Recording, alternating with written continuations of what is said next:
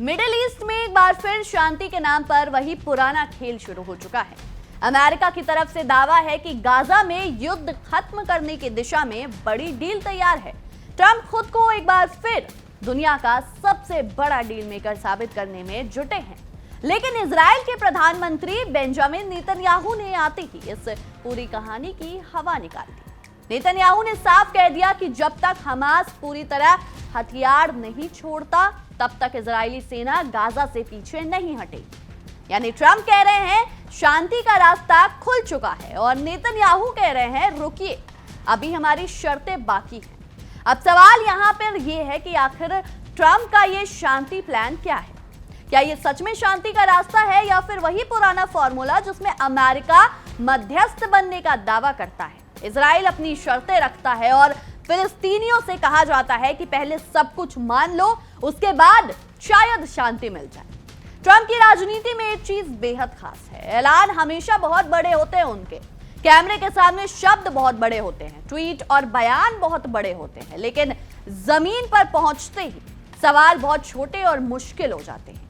Trump ने Gaza को लेकर ऐसा माहौल बनाया जैसे दुनिया की सबसे जटिल समस्याओं में से एक का समाधान उन्होंने अपनी डील मेकिंग स्किल से निकाल लिया। लेकिन नेतन्याहू के ताजा बयान ने दिखा दिया कि मामला इतना आसान नहीं है, क्योंकि जो समझौते को अमेरिकी प्रशासन शांति की दिशा में बड़ी उपलब्धि के तौर पर पेश कर रहा था, उसी पर नेतन्याहू कह रहे हैं कि ये इजराइल का ड्राफ्ट नहीं है। यानी ट्रंप के लिए शांति की घोषणा तैयार थी, लेकिन नेतन्याहू के लिए अभी शर्तें की सूची तैयार नहीं है। और यही ट्रंप की विदेश नीति की सबसे बड़ी विडंबना है। वो दुनिया को अक्सर ऐसा दिखाते हैं जैसे हर समस्या का समाधान एक डील से निकल जाता है, लेकिन मिडिल ईस्ट कोई बिजनेस कॉन्ट्रैक्ट नहीं है कि एक कमरे में बैठिए, कुछ लाइनें लिखिए, हस्ताक्षर करिए और बाहर आकर कह दीजिए काम हो गया। यहाँ दशकों का संघर्ष है, यहाँ विस्थापन है, यहाँ कब्जे और सुरक्षा का सवाल है, यहाँ फिलिस्तीनियों की राजनीतिक आकांक्षाएं हैं, यहाँ इजरायली नागरिकों की सुरक्षा का सवाल है, यहाँ बंधकों का दर्द है और यहाँ पूरे क्षेत्र की राजनीति जुड़ी हुई है। इसलिए किसी भी शांति योजना की सफलता सिर्फ इस बात से तय नहीं होगी कि ट्रंप ने उसे कितना शानदार बताया। सफलता तब होगी जब गाजा में आम नागरिक सुरक्षित होंगे, जब लोग अपने घर लौट पाएंगे, जब अस्पताल स्कूल दोबारा खड़े होंगे और जब फिलिस्तीनियों को अपने भविष्य पर वास्तविक राजनीतिक अधिकार मिल जाएगा। लेकिन नेतन्याहू की राजनीति भी इस कहानी को आसान नहीं होने देती। नेतन्याहू ने साफ कर दिया है कि हमास के पूरी तरह निरस्त्रीकरण के बिना सेना पीछे नहीं हटेगी। अब सवाल यह है कि अगर सेना पीछे हटने की कोई स्पष्ट समय सीमा ही नहीं है तो फिर युद्ध विराम किस दिशा में जाएगा? अगर पहले हथियार छोड़ना जरूरी है तो हथियार छोड़ने की प्रक्रिया कौन तय करेगा, कौन निगरानी करेगा, कौन गारंटी देगा कि उसके बाद इजरायली सेना जो है वो वास्तव में पीछे हट जाएगी? और सबसे बड़ा सवाल, अगर दोनों पक्ष एक दूसरे पर भरोसा ही नहीं करते तो ये प्रक्रिया शुरू कैसे होगी? यही वो जगह है जहां नेतन्याहू का रुख भी सवालों के घेरे में आता है, क्योंकि एक तरफ वो कहते हैं कि उनका लक्ष्य इजराइल की सुरक्षा है, लेकिन दूसरी तरफ अगर हर शांति प्रस्ताव के साथ नई सुरक्षा शर्तें जुड़ती जाएं तो स्थायी राजनीतिक समाधान की गुंजाइश आखिर बचेगी कितनी? सुरक्षा जरूरी है, बिल्कुल जरूरी है, लेकिन अगर सुरक्षा की परिभाषा इतनी व्यापक कर दी जाए कि दूसरी तरफ के लोगों के लिए राजनीतिक भविष्य ही अस्पष्ट हो जाए तो फिर संघर्ष खत्म करने की जमीन कैसे तैयार होगी? नेतन्याहू के सामने घरेलू राजनीति का दबाव है। लंबे युद्ध के बाद अगर वो सेना पीछे बुलाते हैं और हमास पूरी तरह खत्म या निशस्त्र नहीं होता तो उनके विरोधी सवाल पूछेंगे, इतनी बड़ी सैन्य कार्रवाई के बाद आखिर हासिल क्या हुआ आपको? इसलिए कठोर रुख उनके लिए राजनीतिक रूप से भी सुविधाजनक है। लेकिन यहाँ समस्या ये भी है कि जो चीज किसी नेता के लिए घरेलू राजनीति में ताकत बनती है, वही चीज युद्धग्रस्त नागरिकों के लिए अनिश्चितता बन सकती है और गाजा के लोग शायद यही भुगत रहे हैं। 7 अक्टूबर 2023 को हमास के नेतृत्व वाले हमले में इजराइल में लगभग 1200 लोग मारे गए थे और 250 लोगों को बंधक बनाया गया। यह हमला बेहद गंभीर था और इजरायली नागरिकों की सुरक्षा का सवाल वास्तविक था। लेकिन इसके बाद गाजा में जो सैन्य अभियान चला उसकी मानवीय कीमत भी बेहद भारी रही। गाजा के स्वास्थ्य मंत्रालय के अनुसार हजारों फिलिस्तीनी मारे गए और बड़ी संख्या में लोग विस्थापित हुए। शहरों का बड़ा हिस्सा तबाह हुआ है। अस्पतालों, घरों, स्कूलों और बुनियादी ढांचे पर भारी असर पड़ा है। ऐसे में ये सवाल पूछना जरूरी है कि क्या किसी भी पक्ष की सुरक्षा की परिभाषा में दूसरे पक्ष के नागरिकों की जिंदगी शामिल है? क्योंकि अगर जवाब नहीं है तो फिर शांति सिर्फ भाषणों में होगी। ट्रंप कहते हैं कि वो शांति लाना चाहते हैं, नेतन्याहू कहते हैं कि वो इजराइल को सुरक्षित बनाना चाहते हैं। हमास अपने संघर्ष को फिलिस्तीनी मुद्दे से जोड़ता है। ईरान अमेरिका और इजरायली रणनीति को क्षेत्रीय अस्थिरता का कारण बताता है। लेकिन इस पूरी बहस में आम फिलिस्तीनी नागरिक की आवाज कहां है? एक परिवार जिसने अपना बेटा खो दिया, उसका भविष्य कौन तय करेगा? जिस बच्चे ने युद्ध के अलावा कुछ नहीं देखा, उसकी जिंदगी के बारे में कौन फैसला करेगा? और जिस व्यक्ति ने अपना परिवार खोया, उससे शांति की कीमत कौन पूछेगा? यही सवाल ट्रंप की पूरी कूटनीति के सामने खड़ा है। ट्रंप को खुद को दुनिया का सबसे बड़ा डील मेकर बताने में कोई परेशानी नहीं, लेकिन असली डील मेकर वही होता है जो सिर्फ अपने सहयोगी को खुश करके नहीं, बल्कि दोनों पक्षों को ऐसी व्यवस्था में लाए जिसमें दोनों के पास समझौते की वजह हो। अगर अमेरिका का दबाव सिर्फ हमास पर है, लेकिन इजराइल की शर्तों पर उतना ही कड़ा दबाव नहीं है, तो फिलिस्तीनी पक्ष अमेरिका को निष्पक्ष मध्यस्थ क्यों मानेगा? और अगर अमेरिका खुद को मध्यस्थ कहता है, लेकिन एक पक्ष को हथियार और राजनीतिक समर्थन देता है, तो उसकी निष्पक्षता पर सवाल उठना बेहद स्वाभाविक है। यही सवाल वो है जो ईरान लगातार उठाता है। ईरान की स्थिति ये रही है कि पश्चिम एशिया की समस्याओं का समाधान बाहर से थोपे गए सैन्य या राजनीतिक मॉडल से नहीं हो सकता। तेहरान फिलिस्तीन के सवाल को पूरे क्षेत्र की राजनीति का केंद्रीय मुद्दा मानता है और अमेरिकी प्रभाव का विरोध करता है। ईरान का तर्क है कि अगर मिडिल ईस्ट का भविष्य तय करना है, तो इस क्षेत्र के देशों और लोगों की भूमिका निर्णायक होनी चाहिए, न कि सिर्फ वॉशिंगटन और उसके सहयोगियों। अब ईरान की हर नीति से सहमत होना जरूरी नहीं है, लेकिन इस तर्क को नजरअंदाज भी नहीं किया जा सकता कि अगर किसी क्षेत्र के लोगों को लगातार ये महसूस हो रहा है कि उनके भविष्य का फैसला हजारों किलोमीटर दूर किसी दूसरे देश की राजधानी में हो रहा है, तो वहां अविश्वास पैदा होगा ही।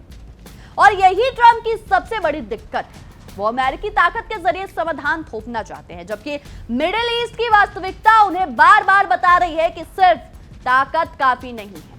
आप ईरान पर प्रतिबंध लगा सकते हैं, धमकियां दे सकते हैं, सैन्य दबाव बढ़ा सकते हैं, लेकिन क्या आप ईरान की राजनीतिक सोच को इससे खत्म कर सकते हैं? नहीं। आप हमास पर सैन्य दबाव डाल सकते हैं, उसके बुनियादी ढांचे को निशाना बना सकते हैं, उसके नेताओं को खत्म करने की कोशिश कर सकते हैं, लेकिन क्या आप सिर्फ सैन्य ताकत से फिलिस्तीनी राजनीतिक सवाल को खत्म कर सकते हैं? इतिहास का जवाब है बिल्कुल नहीं। और आप गाजा के ऊपर अपनी शर्तें रख सकते हैं, मान लिया, लेकिन क्या आप वहां रहने वाले लाखों लोगों की राजनीतिक इच्छाओं को हमेशा हमेशा के लिए नजरअंदाज कर सकते हैं? शायद नहीं।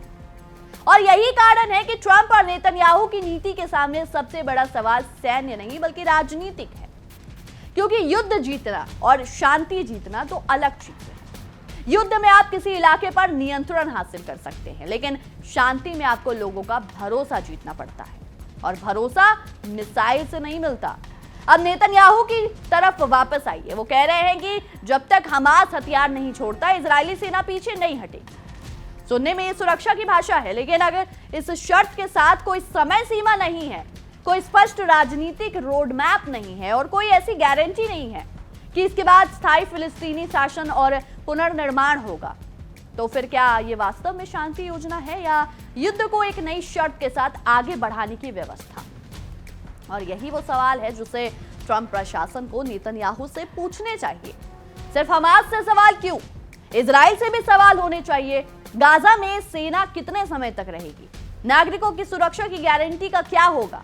पुनर्निर्माण कौन करेगा? फिलिस्तीनी प्रशासन का भविष्य क्या होगा? गाजा की सीमाएं कौन नियंत्रित करेगा? और सबसे महत्वपूर्ण, फिलिस्तीनियों को राजनीतिक भविष्य कब मिलेगा? अगर इन सवालों का जवाब नहीं है, तो फिर पीस प्लान शब्द सुनने में जितना सुंदर है, जमीन पर उतना ही खोखला हो सकता है। और ट्रंप को यह समझना होगा कि नेतन्याहू को खुश करना और मिडिल ईस्ट में शांति लाना एक चीज नहीं है भाई। अगर ट्रंप हर बार नेतन्याहू की सुरक्षा चिंताओं को प्राथमिकता देते हैं, लेकिन फिलिस्तीनी नागरिकों की सुरक्षा को दूसरे नंबर पर रखते हैं, तो अमेरिका की मध्यस्थता पर सवाल उठेंगे। अगर ट्रंप कहते हैं कि हमास को हथियार छोड़ने होंगे, तो उन्हें यह भी स्पष्ट करना होगा कि उसके बाद इजराइल की सेना कब और कहां पीछे जाएगी। अगर ट्रंप कहते हैं कि गाजा का पुनर्निर्माण होगा, तो उन्हें यह भी बताना होगा कि गाजा के लोग अपने राजनीतिक भविष्य में कितनी भूमिका निभाएंगे। वरना यह शांति नहीं, ये सिर्फ युद्ध के बीच एक नया पॉज बटन होगा। और मिडिल ईस्ट ने ऐसे पॉज बटन बहुत देखे हैं। कभी युद्ध विराम आया, फिर गोली चली, कभी बातचीत शुरू हुई, फिर हमला हुआ, कभी समझौते की घोषणा हुई, फिर नई शर्त सामने आ गई। और इस बार भी वही खतरा दिखाई दे रहा है। ट्रंप ने घोषणा कर दी, नेतन्याहू ने शर्त रख दी, हमास ने अपनी शर्त रख दी, और अब हर पक्ष कह रहा है पहले दूसरा कदम पीछे। मतलब शांति की मेज पर कुर्सियां बहुत है, लेकिन कोई बैठने को तैयार नहीं है। और यही ट्रंप की डील मेकिंग का असली टेस्ट है। अगर वो सच में इतने बड़े डील मेकर हैं, तो उन्हें अब सिर्फ घोषणा नहीं करनी होगी, उन्हें नेतन्याहू पर भी दबाव डालना होगा, उन्हें हमास पर भी दबाव डालना होगा, उन्हें फिलिस्तीनी नेतृत्व को भी शामिल करना होगा। और अगर वो ईरान को क्षेत्रीय शक्ति मानते हैं, तो ईरान से बातचीत का रास्ता भी खुला रखना होगा, क्योंकि ईरान को पूरी तरह बाहर रखकर पश्चिम एशिया की स्थायी सुरक्षा व्यवस्था बनाना बेहद मुश्किल है। ईरान के पास क्षेत्रीय प्रभाव है, उसके सहयोगी और साझेदार पूरे क्षेत्र में मौजूद हैं, उसकी भौगोलिक स्थिति बहुत महत्वपूर्ण है, और हॉर्मुज़ स्ट्रेट जैसे रणनीतिक रास्ते से पूरी वैश्विक अर्थव्यवस्था जुड़ी हुई है। इसलिए ईरान को फिर सिर्फ धमकी देकर समस्या हल करने की सोच उतनी ही पुरानी है जितनी असफल। अमेरिका ने वर्षों तक दबाव की नीति अपनाई, प्रतिबंध लगाए, दबाव बढ़ाया, लेकिन क्या इससे ईरान की राजनीतिक स्थिति खत्म हो गई? नहीं, बल्कि कई हमलों में तेहरान ने इसे अपनी प्रतिरोध की राजनीति को मजबूत करने के लिए इस्तेमाल किया। यही कारण है कि अगर ट्रंप वास्तव में मिडिल ईस्ट में नया अध्याय लिखना चाहते हैं, तो उन्हें एक बात समझनी होगी, हर समस्या का जवाब और ज्यादा दबाव नहीं होता। कभी कभी जवाब बातचीत होता है, कभी कभी जवाब समझौता होता है, और कभी कभी सबसे मुश्किल काम यह स्वीकार करना होता है कि सामने वाला पक्ष भी मौजूद है और उसकी अपनी सुरक्षा और राजनीतिक चिंताएं हैं, उनके अपने ओपिनियंस हैं, उन्हें अपने राष्ट्र के लिए, अपने देश के लिए क्या चीजें चाहिए, क्या शांति चाहिए, नहीं चाहिए, कैसी व्यवस्था चाहिए, उनके अपने ओपिनियंस है। ट्रंप साहब हर बार जाकर अपना जो एक स्टेट ऑफ माइंड है वो उनके ऊपर थोप नहीं सकते हैं। लेकिन फिलहाल ट्रंप की राजनीति में सबसे कम दिखाई देने वाली चीज शायद यही है, स्वीकार करने की क्षमता। वो चाहते हैं कि अमेरिका सबसे शक्तिशाली दिखे, लेकिन मिडिल ईस्ट को दिखावे से ज्यादा स्थिरता चाहिए। वो चाहते हैं कि अमेरिका सबसे ताकतवर दिखे, लेकिन गाजा के लोगों को किसी ताकतवर भाषण की नहीं, सुरक्षित जिंदगी की जरूरत है। और नेतन्याहू भी अगर यही सोचते हैं कि केवल सैन्य ताकत से इजराइल हमेशा सुरक्षित रहेगा, तो इतिहास उन्हें भी चेतावनी दे रहा है कि सुरक्षा सिर्फ सीमा पर सैनिक खड़े करने से नहीं आती। सुरक्षा तब आती है जब पड़ोसी समाज भी स्थिर हो, जब राजनीतिक समाधान मौजूद हो, जब लोगों के पास भविष्य की उम्मीदें हो, और जब अपनी अगली पीढ़ी के पास बदले और हिंसा के अलावा कोई दूसरा रास्ता भी हो। अगर फिलिस्तीनी युवाओं को सिर्फ मलबा विस्थापन या युद्ध दिखाई देगा, तो आने वाली पीढ़ियों में गुस्सा खत्म कैसे होगा? और अगर इजरायली नागरिकों को लगातार हमलों का डर रहेगा, तो उनका अविश्वास कैसे खत्म होगा? यही कारण है कि अस्थायी या स्थायी समाधान के लिए दोनों तरफ के नागरिकों को सुरक्षा लेना जरूरी है। लेकिन अभी तक की राजनीति में सबसे ज्यादा जगह नेताओं के बयानों को मिल रही है। ट्रंप का बयान, नेतन्याहू का बयान, हमास का बयान, ईरान का बयान, और आम लोग, उनकी आवाज अक्सर पीछे चली जाती है। यही मिडिल ईस्ट की सबसे बड़ी त्रासदी। सत्ता के पास माइक्रोफोन है, आम नागरिकों के पास सिर्फ दर्द। और जब तक ये अंतर खत्म नहीं होगा ना, शांति के समझौते कभी कमजोर रहेंगे। सवाल उठता है कि आगे क्या होगा। अगर नेतन्याहू अपनी शर्त पर कायम रहते हैं और कहते हैं कि सेना जब तक नहीं हटेगी, तो फिर ट्रंप को फैसला करना होगा कि वो अपने सहयोगी पर कितना दबाव डालते हैं। अगर ट्रंप दबाव नहीं डालते, तो उनकी योजना की विश्वसनीयता कमजोर होगी। अगर दबाव डालते हैं, तो नेतन्याहू के साथ उनके संबंधों में तनाव बढ़ सकता है, जो वो नहीं चाहते। अगर हमास हथियार छोड़ने से इनकार करता है, तो युद्ध विराम का अगला चरण अटक सकता है। और अगर ईरान को पूरी प्रक्रिया से बाहर रखा जाता है, तो क्षेत्रीय तनाव किसी दूसरे मोर्चे पर फिर उभर सकता है। यानी समस्या सिर्फ गाजा की नहीं है, समस्या पूरे पश्चिम एशिया की है। और यहाँ ट्रंप के लिए सबसे बड़ी चुनौती यह है कि वो हर चीज को ना अपनी व्यक्तिगत डील मेकिंग क्षमता से नियंत्रित नहीं कर सकते। मिडिल ईस्ट किसी एक व्यक्ति की प्रॉपर्टी नहीं है, न ट्रंप की, न नेतन्याहू की, न तेहरान की, और न किसी और की। उन करोड़ों लोगों का ये क्षेत्र है जो दशकों से संघर्ष के बीच जी रहे हैं। इसलिए अगर सच में शांति चाहिए तो सबसे पहले ये अहंकार छोड़ना होगा कि कोई एक नेता पूरे क्षेत्र की किस्मत तय कर सकता है। ट्रंप का अहंकार हो या नेतन्याहू का सुरक्षा मॉडल, दोनों की अपनी सीमाएं हैं और अगर गाजा की तबाही उन सीमाओं की सबसे बड़ी गवाही है। इसलिए अब दुनिया को यह तय करना होगा कि वो किस तरह की शांति चाहती है। या ऐसी शांति जिसमें एक पक्ष अपनी शर्तें रखे और दूसरा सिर्फ उन्हें माने, या ऐसी शांति जिसमें दोनों पक्षों की सुरक्षा और राजनीतिक भविष्य की गारंटी हो। क्या ऐसी शांति जिसमें फिलिस्तीनियों को सिर्फ मानवीय सहायता मिले, या ऐसी शांति जिसमें उन्हें राजनीतिक अधिकार भी मिले?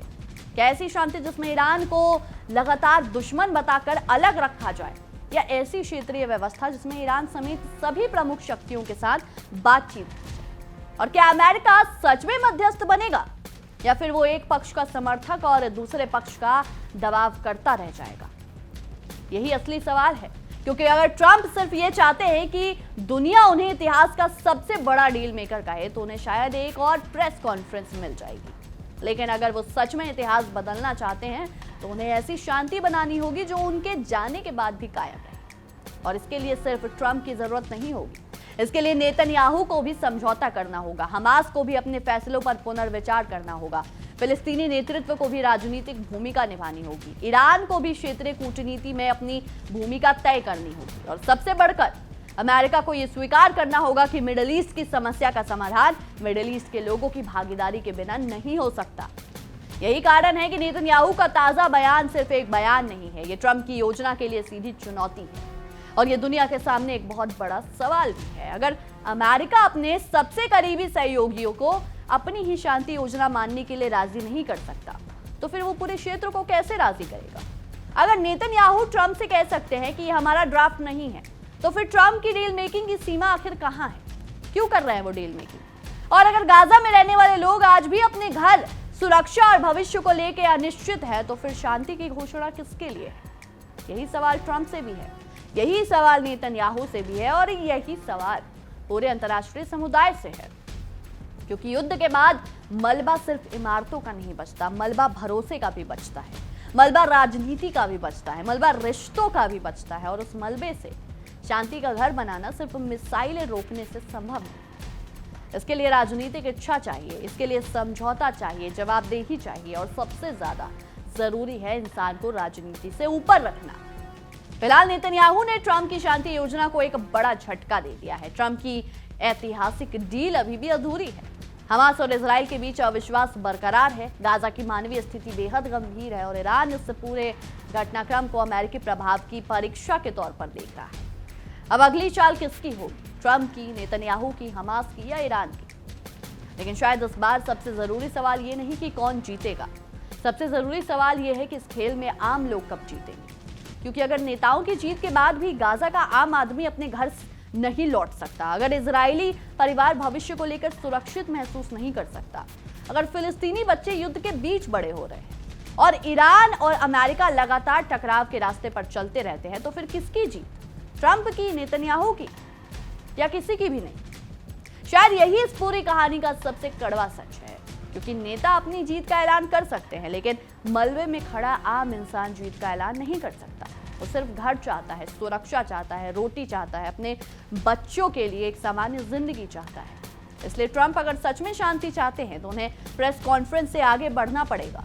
नेतन्याहू अगर सच में इजराइल को सुरक्षित देखना चाहते हैं तो उन्हें सिर्फ सैन्य ताकत से आगे बढ़ना होगा। और ईरान अगर खुद को क्षेत्रीय शक्ति के रूप में पेश करता है तो उसे भी सिर्फ प्रतिरोध की भाषा नहीं, कूटनीति की भाषा भी अपनानी पड़ेगी। क्योंकि अंत में मिडिल ईस्ट को एक और युद्ध नहीं चाहिए, उसे एक ऐसा राजनीतिक समाधान चाहिए जो बंदूक की नली से नहीं, बातचीत की मेज से निकले। और फिलहाल तस्वीर यही कह रही है। ट्रंप शांति का दावा कर रहे हैं, नेतन्याहू अपनी शर्तों पर अड़े हैं, हमास हथियार छोड़ने के सवाल पर पीछे हटने को तैयार नहीं दिखता, ईरान अमेरिकी मॉडल को चुनौती दे रहा है और गाजा के लोग अभी भी पूछ रहे हैं आखिर हमारी जिंदगी कब सामान्य होगी। यही सबसे बड़ा सवाल है और जब तक इस सवाल का जवाब नहीं मिलता तब तक ट्रंप की हर ऐतिहासिक डील पर सवाल उठेगा, नेतन्याहू की हर सुरक्षा नीति पर सवाल उठेगा और मिडिल ईस्ट में शांति के हर दावे को जमीन पर परखा जाएगा। क्योंकि शांति की घोषणा करना आसान है, शांति निभाना उतना ही मुश्किल। दीन बनाना आसान है, भरोसा बनाना मुश्किल। दुश्मन को हराना आसान समझा जा सकता है, लेकिन दुश्मनी खत्म करना सबसे मुश्किल काम है। और यही शायद ट्रंप और नेतन्याहू दोनों अभी तक नहीं कर पाएंगे। अब देखना यही है कि अगली चाल फिर धमकी की होगी या इस बार सच में बातचीत होगी, क्योंकि अगर जवाब फिर धमकी हुआ तो गाजा का अगला अध्याय भी शायद पिछले अध्याय से बहुत अलग नहीं होगा। और अगर इस बार बातचीत हुई तो शायद मिडिल ईस्ट के पास पहली बार एक ऐसा मौका होगा जिसमें जीत किसी नेता के नहीं बल्कि उनके आम लोगों की हो सकती है, जो वर्षों से युद्ध की कीमत चुका रहे हैं। बहरहाल हमारी आज के इस विशेष रिपोर्ट में इतना ही। आपकी इस विषय में क्या कुछ राय है, क्या कुछ सोचते हैं, हमें कमेंट सेक्शन में जरूर बताएं। तब तक के लिए देखते रहिए इंडिया डेली 24/7। नमस्कार। देखिए इंडिया डेली 24/7 अब आपके स्मार्ट टीवी पर। इंडिया डेली मौजूद है सभी डिजिटल प्लेटफॉर्म पर लाइव और लगातार। इंडिया डेली 24/7 हर दिन राष्ट्र को समर्पित।